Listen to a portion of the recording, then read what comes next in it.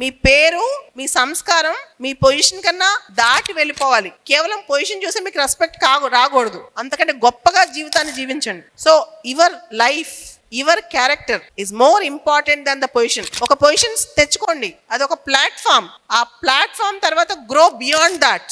దాన్ని మించి మీరు ఫైట్ చేయండి లైఫ్ లో. నేను ఈ పొజిషన్ లో ఉన్నప్పుడే నన్ను అందరు గౌరవిస్తారు, ఈ పొజిషన్ లేకపోతే గౌరవించరు, అది రాంగ్. ఓకే, మీరు ఏ పొజిషన్ ఉన్నా, ఏ పొజిషన్ లేకపోయినా మీ క్యారెక్టర్ చూసి గౌరవించే స్థాయిలో మీరు రావాలి. అంటే ఆ లెవెల్లో మీరు ఇంప్రింట్ చేయాలి సొసైటీ మీద. That is very very important. అది చాలా ఇంపార్టెంట్ అనమాట. ఈ రోజుల్లో యూత్ కి ఇన్స్టెంట్ రిజల్ట్స్ కోరుకుంటారు. ఇన్స్టెంట్ రిజల్ట్స్ అంటే ఏంటి?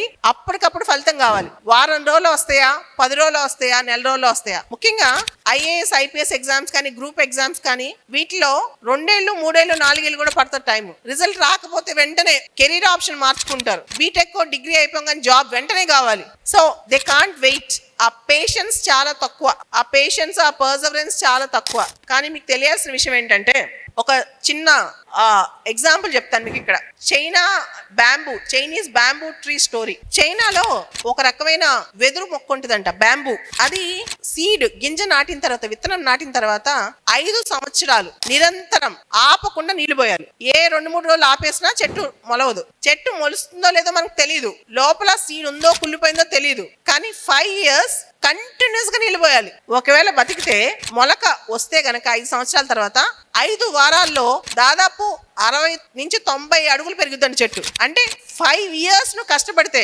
లోపల సీడ్ జర్మినేట్ అవుతుందో లేదో, పూర్తి స్థాయిలో అది మొలకెత్తో లేదో డౌట్. కానీ 5 ఏళ్ళు కంటిన్యూస్ గా నీళ్ళు పోయాలి. పోసిన తర్వాత నీకు వచ్చే ఫలితం 5 weeks లో వస్తుంది. సో ఈ లైఫ్ లో సక్సెస్ కూడా అలానే. చాలా డౌట్స్ ఉంటాయి మన పైన మనకి. అసలు ఇది అవుతుందా అవదా? 5 సంవత్సరాలు, 3 సంవత్సరాలు ఇన్వెస్ట్మెంట్ పెడుతున్నాం టైం, లోపల ఏం జరుగుతుందో తెలియదు. ఒకవేళ అవ్వకపోతే ఏంటి? అయినా నిరంతరం untiringly you have to effort for it. నిరంతరం నీళ్ళు పోయాలి.